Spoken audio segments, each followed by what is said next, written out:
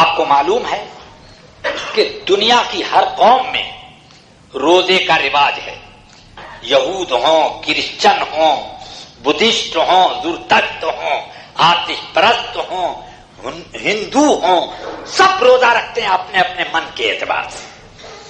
مگر وہ سب کہتے ہیں کہ روزہ اسی لیے رکھا جاتا ہے کہ آدمی کے اندر کچھ روشنی پیدا ہو اور آدمی کے اندرونی صفائی کا سبب بنے.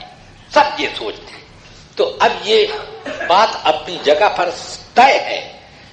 اسی لیے رسول پاک فرماتے ہیں صلی اللہ علیہ وسلم، جس شخص نے روزہ رکھا اور گناہوں سے نہ بچا، فلا حاجت للہ الی ترک طعامہ و شرابہ، اللہ کو کوئی ضرورت نہیں ہے کہ وہ آدمی اپنا کھانا پینا چھوڑ دے. کیا اللہ نے روزہ اس لیے رکھوایا تھا کہ اس کے خزانے میں کھانے پینے کی کچھ کمی ہو گئی تھی؟ ڈپوزٹ کو کنٹرول کرنے کے لیے روزہ رکھوایا تھا. حدیث میں میرے آقا نے فرمایا ہے کہ جب سے آسمان و زمین پیدا ہوئے، شب و روز اللہ بے حساب اپنا خزانہ تقسیم کر رہا ہے. سخاء اللیل والنہار، دن رات اس کی سخاوت کا دریا بٹ رہا ہے. مگر اس کے باوجود فرماتے ہیں کہ اتنا خرچ کرنے کے بعد بھی اللہ کے خزانے میں ایک دانہ کم نہیں ہوا. کتنا بڑا لامحدود خزانہ ہے میرے رب کا. تو اس نے روزہ اپنے خزانے خوراک کو ڈپوزٹ صحیح کرنے کے لیے نہیں مقرر کیا، بلکہ آپ کے زہد و تقویٰ کے لیے روزہ فرض ہے. اس لیے حضور فرماتے ہیں جس نے روزہ رکھا اور گناہوں سے نہ بچا تو اللہ کو ضرورت نہیں ہے کہ وہ آدمی اپنا کھانا پینا چھوڑ دے. کھانا پینا اللہ نے اس لیے نہیں چھڑوایا تھا کہ اس کے ہاں کچھ کمی پڑ گئی تھی، اس لیے چھڑوایا کہ کھانا پینا چھوڑو تاکہ اندر انوار برکات پیدا ہو، گناہوں سے بچو.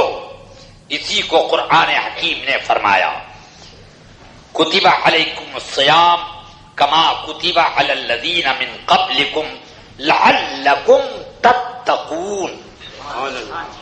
تمہارے اوپر روزہ فرض کیا گیا جیسے تم سے پہلے والوں پر، تاکہ تم لوگ پرہیزگار بنو.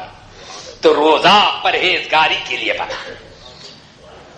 اب 1 مہینے کی ٹریننگ ہے پرہیزگاری کی.